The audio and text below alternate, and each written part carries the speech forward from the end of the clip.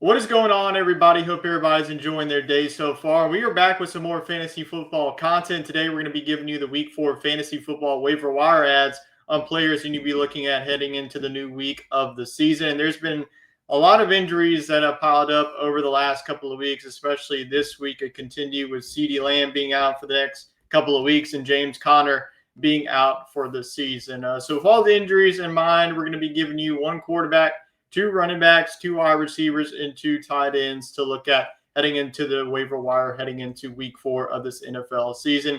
And keep in mind, our Thursday game is between the San Francisco 49ers and the Seattle Seahawks. We'll also have a Monday night doubleheader, so just keep that in mind when you are going through your rosters and trying to set your lineups for this week. So let's go ahead and start at the quarterback position. It is going to be Geno Smith of the Las Vegas Raiders. And outside of the week 2 matchup against the Los Angeles Chargers, it's honestly been a solid season for Geno Smith in his first season with the Las Vegas Raiders. And this has been an offense that has definitely struggled with the run. Ashton Jeanty, their rookie running back, has definitely gotten off to a slow start. It's been more of the passing game. So you're seeing Brock Bowers, Jacoby Myers, and Trey Tucker get involved with this offense. But week 3 against the Washington Commanders, it was a blowout win by the Commanders. So Geno Smith and the Raiders, they were down pretty much the whole game. So their passing volume was more up in that game. But week 3 against Washington's defense, 289 yards, 3 touchdowns. And like I mentioned, only 6 fantasy points in week 2 against a very tough Chargers defense. Smith bounced back in a big way, even in the loss, 27.06 fantasy points. So if you're dealing with a quarterback injury, say if you have Joe Burrow, who is going to be out for the majority of the season, or you're still dealing with the injuries to both Brock Purdy or J.J. McCarthy, Geno Smith is definitely a viable ad this week. His week 3 projected total points is at 18.7, as he does have a favorable matchup against the Chicago Bears. The Bears coming off of a dominant performance against the Dallas Cowboys, but the Bears defense overall has given up the 3rd most fantasy points to the quarterback position. So this could really be a smash spot. If you're looking just for a streaming quarterback, definitely think you could go play with matchups of Geno Smith if you're really desperate for a quarterback. And Geno Smith is only rostered in 10% of leagues on ESPN if you do play on that. So keep in mind Geno Smith heading into this waiver wire. Now let's go on to the running backs, and Trey Benson is going to be the number 1 waiver wire ad of the week. Whether you have to spend a lot of fab on him, or if you're in the rankings, whether you're number 1 on your waiver wire order, that's definitely good news to you, because if you have James Conner, who's now out with an injury, or you're just looking for a running back to plug into your flex spot or maybe that RB2 spot, Trey Benson is going to be the most popular ad by far this week in fantasy football of the Arizona Cardinals. Now looking at his week 3 stats, 10 attempts, 42 yards, 3 receptions, and 9 yards. I think Trey Benson's going to give you more of that receiving volume that James Conner. James Conner caught a couple of passes before that gruesome injury that he suffered, which unfortunately ended his season for him. But I think that Trey Benson, adding his running potential, just the amount of volume that he's going to get in this offense moving forward, I wouldn't put it out of the realm that Trey Benson can finish as a top 25 running back in all fantasy football. But week 3 against the San Francisco 49ers, which was a tough defense on paper, was a low-scoring game that came down to the wire. 49ers ended up winning that one on a field goal. But 8.1 fantasy points. Week 3 projected total points at 13.9. And another tough matchup against the Seattle Seahawks defense that played really well against the Saints. Now the Saints offense is one of the worst in the NFL, so you could say what you want about that matchup.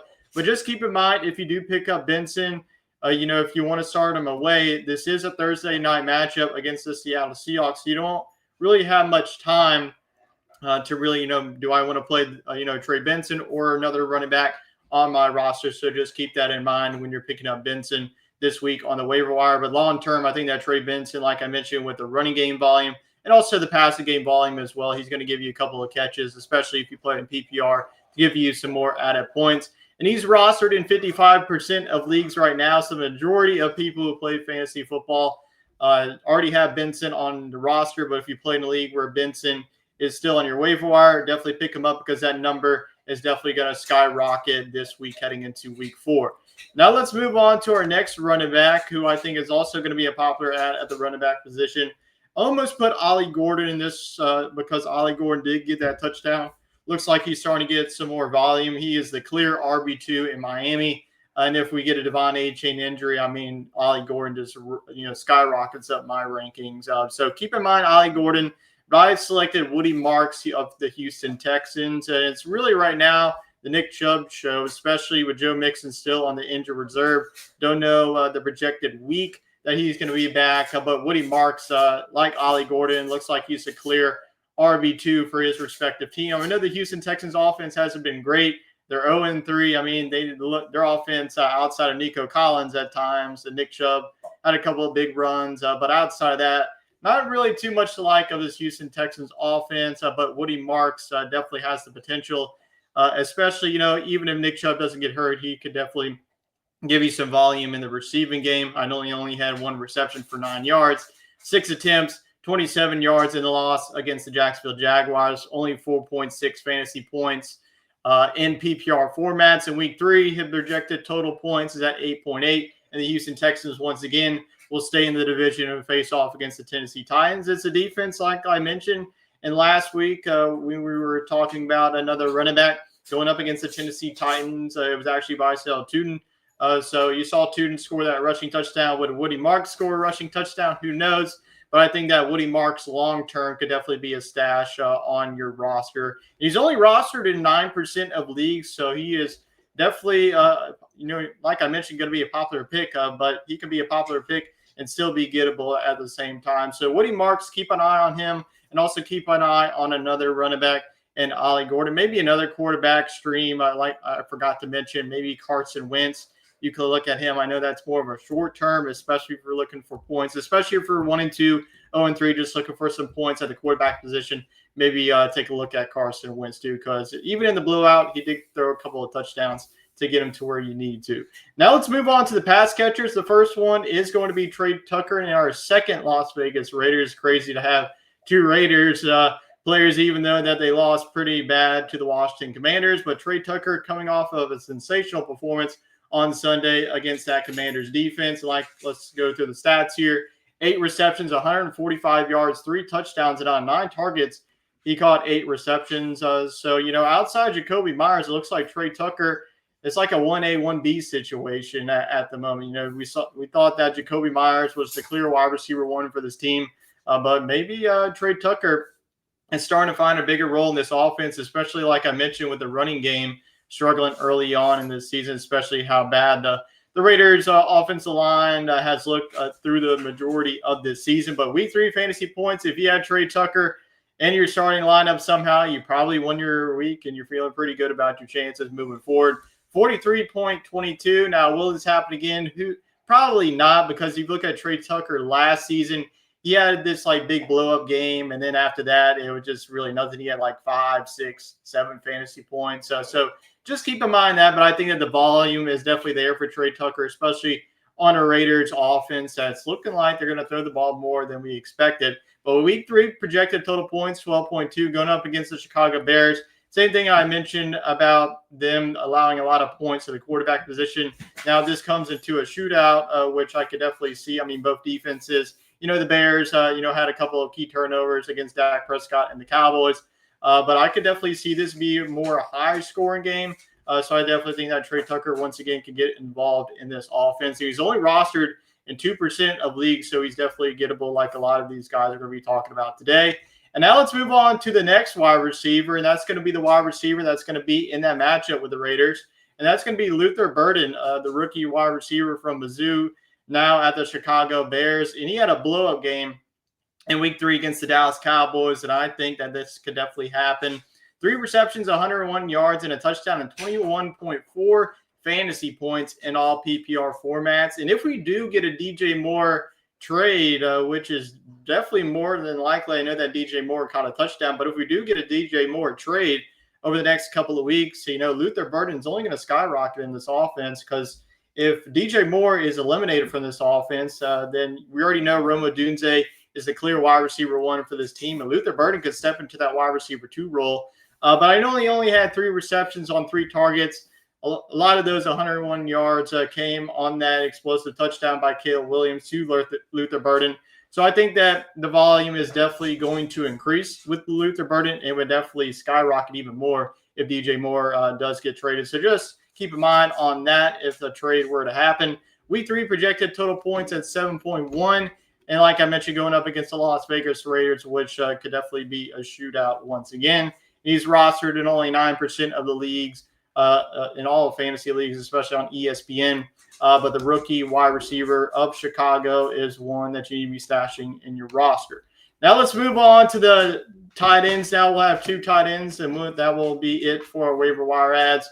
We're going to move to Hunter Henry of the New England Patriots, and Hunter Henry is looking like that clear red zone threat when the Patriots get into the red zone. So week 3 stats, 8 receptions, 90 yards, and 2 touchdowns. So I know it's been a little up and down season so far of Hunter Henry, but the target share is definitely there for the Patriots tight end. Those 2 touchdowns, a pair with the 8 receptions, was good enough for 29 fantasy points in all PPR formats. Heading into the week 3 matchup against the Carolina Panthers, which we thought was, a bad, looking at all the Atlanta Falcons players, looks like they were going to all go off in that game, but Carolina was able to shut them out in that 30-0 game. So you never know what you're going to get for the Panthers. But I do think that this is a good matchup for Hunter Henry in this offense, as he is projected 11.2 points against the Panthers. And he is still rostered at only 49% of leagues. So I know Juwan Johnson of the Saints has been a popular ad. Harold Fannon's also a popular ad. So if you're still, looking for a tight end or still waiting for George Kittle to come back from his injury, I would definitely scoop up Hunter Henry. He's definitely going to be the best tight end ad of the week. And now let's move on to the next tight end, Brenton Strange of the Jacksonville Jaguars. I see a lot of people also say Harold Fannon, but we gave that to you in last week's show. So we're going to give you a new tight end, and that's going to be Brenton Strange. Strange, the targets is definitely there for him. 6 receptions, 61 yards, 12.1 fantasy points, even in a Jaguars offense that's still trying to find their rhythm of their new head coach in Liam Cohn. And heading into the week 3 matchup, it is a tough one against the San Francisco 49ers. But, we saw Juwan Johnson in week number 2 have a good game against them. So if you're a tight end against the 49ers, you could definitely get some points here. I think that Brenton Strange, moving forward, if you desperately need a tight end, you could definitely plug him in. But I would definitely stash him over the next couple of weeks. But he is only rostered in 21% of leagues. So like I mentioned, a lot of these players are definitely available. So whether you get to spend fab or you have to make a waiver claim on them, I would make, really push for all these players, especially Trey Benson. That is definitely going to be the most popular ad of the week. So I appreciate everybody for tuning into today's video. I hope you get the players, for this week.